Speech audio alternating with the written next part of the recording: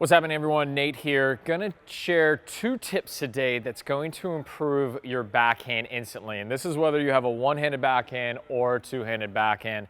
And tip number 1 is to make sure that you're dipping your dominant shoulder. And so what I'm talking about, I'll show you a two-hander for now.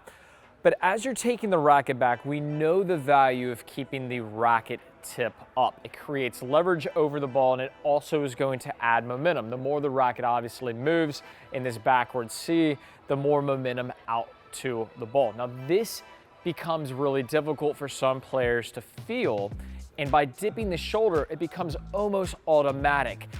When I go to step in, you can see here, as I dip the shoulder, it raises my racket up. It accentuates getting the racket head up higher than maybe I normally would.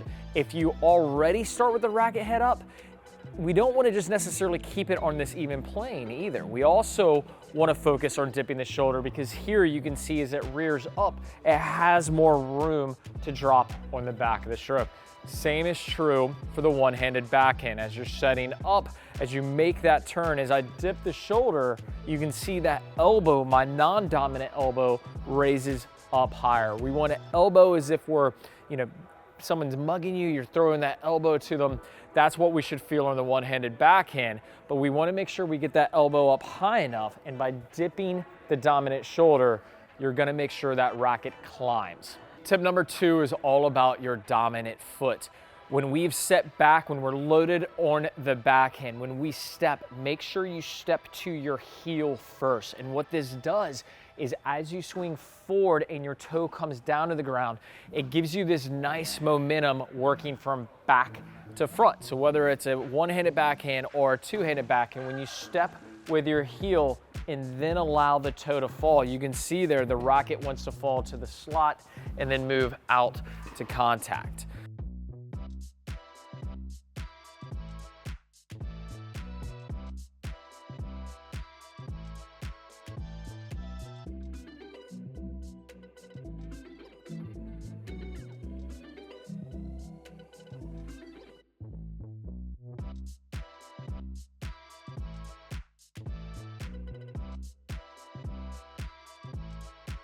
All right, so remember these 2 tips.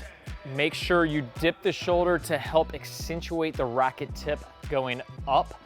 And then when you step in, step to your heel and then work to your toe, so it helps you work with that momentum from your back foot to your front foot.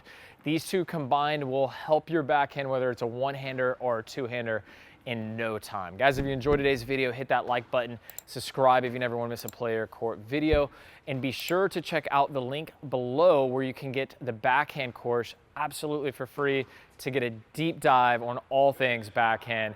Check it out in the comments section. Again, 100% free. Thanks for watching. I'll see you next time.